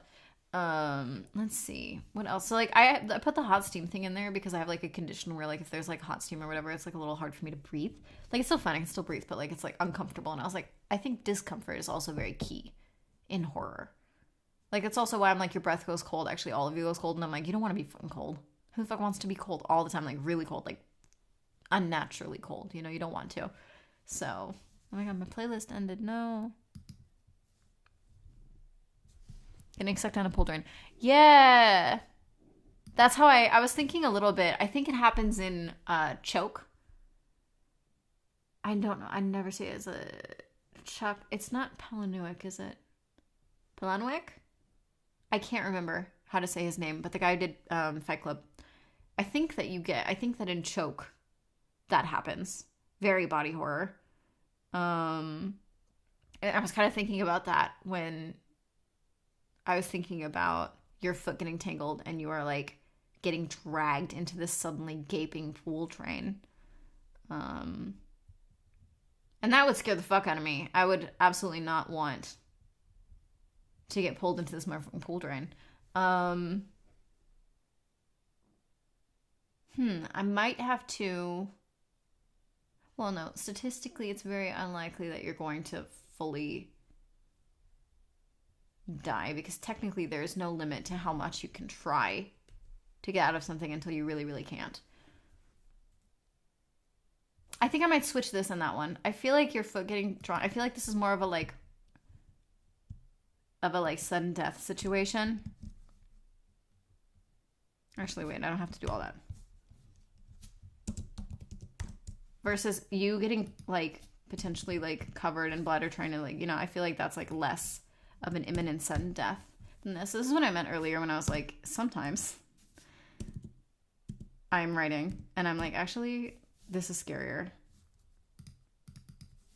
So I think this might be the sudden death one instead. Getting sucked in the nearest good body, or you have a service elevator in the kitchen. That, honestly, could be a good possibility for the kitchen. If I want to add a mechanic of, like, something else happening here. It would be very funny if you got in a service elevator and the fucking next room that you rolled is the fucking kitchen. That would make me feel very disjointed. Actually, wait. I think I'm going to do that on purpose.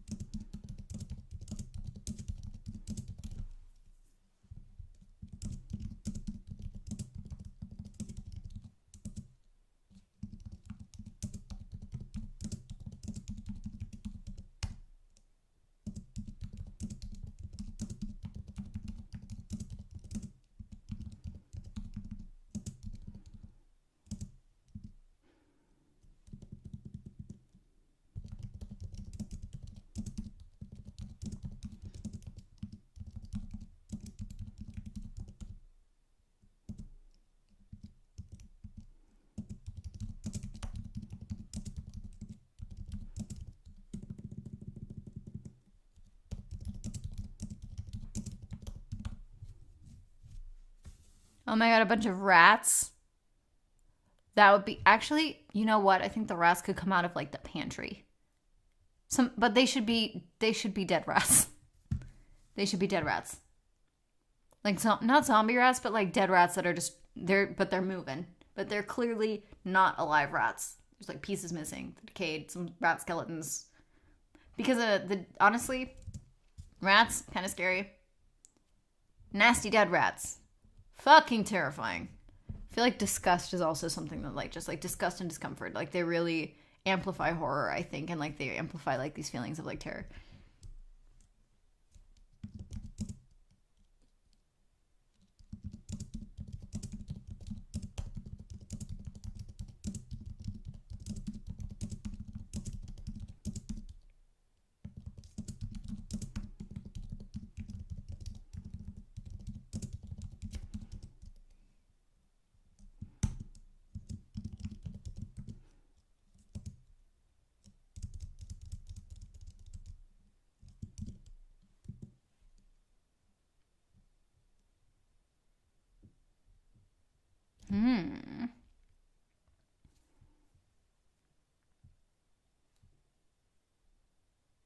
Honestly, yes, when you get out, the bell might... That sounds cool to know that something changed, possibly.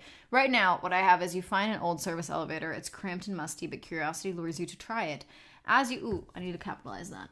As you pull the aged rope to descend, you find yourself in darkness, sensing nothing but your own jagged descent and the creaking of the house. And as you come upon light again, you see that you are approaching the kitchen again. So what I'm thinking is that you try again. You're like, maybe you're confused. And you're just like, well, I'm going down. I'm going to go down. You go down again, and it goes faster. And I think that it might... And you're just like, the kitchen again. And I want to write that you kind of get stuck in this like loop, and it's going faster and faster. And it's like, well, if it goes faster and faster, it's going to be a little bit harder to get out. And you do not want to get trapped in this motherfucker when it's going like speed of light. You know, that's kind of like this also like the constant like swooping feeling. I think that you would end up having like in your stomach. Ugh, I would have a bad time. I'll tell you that right now. I'd have an absolutely bad time. I don't even like roller coasters. I'm not gonna lie. Obviously, being chronically ill, no fun. Having an excuse that people respect for why you can't go on roller coasters, chef's fucking kiss. I have a heart condition. I can't go on roller coasters. Leave me the fuck alone. So many people will literally be like, "We just haven't tried it. It's fine. Really, it's just silly. Nothing's gonna happen to you." And I'm like, okay, if I literally wish that people would just let you be scared of something and decide that you don't want to engage with it. It's literally fine. It's literally fine to not ride roller coasters. But some people that really love them, I think that you really go into two camps. You're either just like, okay, people love what they love and it's fine. Or they will literally just not like fucking let up unless you have like a reason that they respect. And that shit pisses me off so much. So annoying.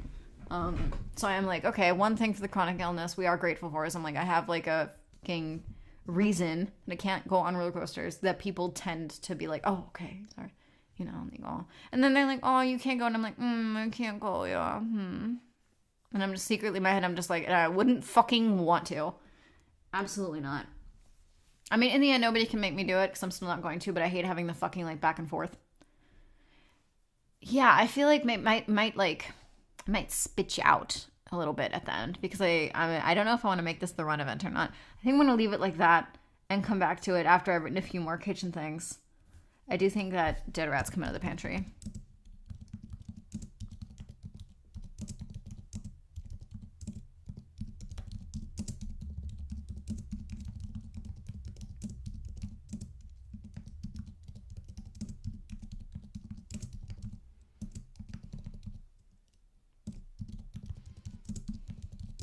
This game has is going to literally just, I'm going to have to include so many content warnings. Because it's horror, but I did straight up say that at the beginning, and it's going to get slapped with a big R rating.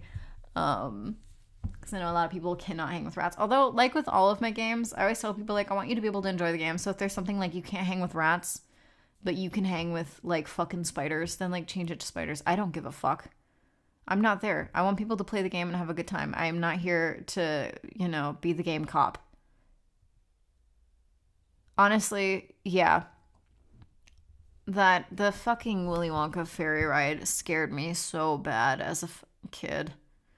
Scared me so fucking bad as a kid. That shit was so terrifying. Obviously, as an adult, it is no longer as scary, but I do think that if I were one of the adult actors and I wasn't expecting it and I was in there and that happened to me, I would not be having a good time. I would not have a good time. Oh, I think the fireplace, something with the fireplace could happen in the living room. I feel like I want to play with, I'm just going to write, the fire. I'm just going to write. Now I'm going to go through and I'm going to do some last notes because I think I should go get ready for breakfast soon because now I've been streaming for about 2 hours. Gene Wilder is king. Absolutely, Gene Wilder is king. Let's see. So I'm just going to take some last notes as I go through it. Pool. I feel like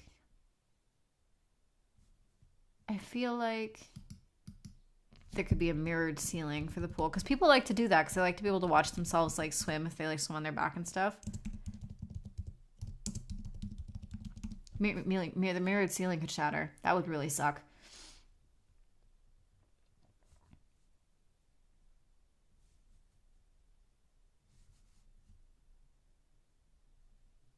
Oh my god, how perfect. We're ending, because I had to restart my playlist. We're ending on the same song that I was listening to when I started the stream.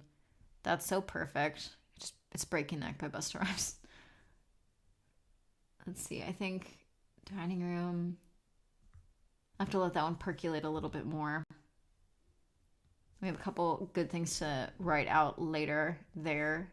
Fireplace.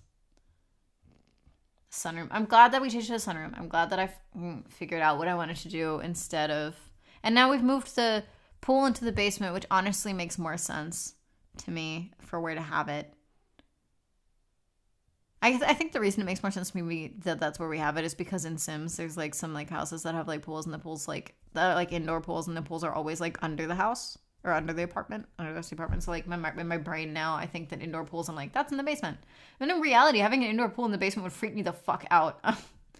I would want it to be ground floor, but this is supposed to freak you out. This is not a fucking comfortable house. Guest bedroom. We'll have to see about that one. I do feel like the guest bedroom will have like a lot of storage potential as well, because sometimes people use like the guest bedrooms like double as like something else. We do have an office like separately though. We have lights flickering. Oh, okay. So similar to the knives. But that's fine because these are rusty scissors. This one says, what kind of fucked up co-working space has this many rusty scissors and pencil cups and not a single pencil? Oh my god, they're floating. Nope, they're flying. They're flying at you. Run. Let's see. Got the mattress. Yeah, we have like laying on the mattress and it turns into quicksand, so you're sinking into the mattress. We have an unnatural darkness seeping across the floorboards, and the unnatural darkness is a knife. Run. We have false panel to reveal souvenirs of the killers that have been in the house. And like disturbing journal page. I have to write that out like a little bit more, format it a little bit more. We've got storage space. It has a mannequin that'll kill you or try to.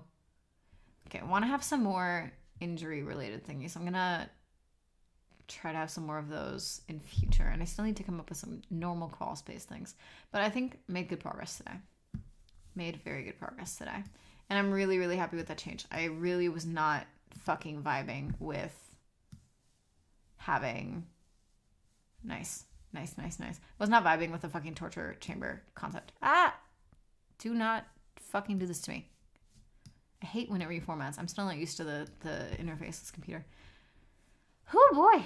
Got a lot of shit going on for this beautiful, beautiful game that I love. Welcome to a dark and stormy podcast. I also think so. I'm definitely looking forward to having some cable snake vibes. All right.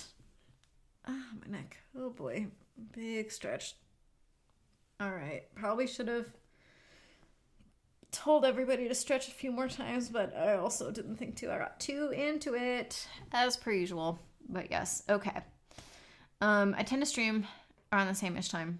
But I also like always post to my socials, which are listed in the corner when I'm in a stream. And I always have the VODs up on YouTube, so if anybody only saw part of it or wants to rewatch or re-listen, totally do that later. I look forward to continuing to work on this game. I'm probably going to have breakfast and chill out, because the last time that I worked on this game too hard or for too long, I ended up getting so mentally into it that when I was writing my grocery list, I started thinking about events that could happen in this game, and I wrote like carrots, avocado, the walls start bleeding. And so I would like ideally for that not to happen again. Funny as it was. But yeah. Okay. Thanks for hanging out.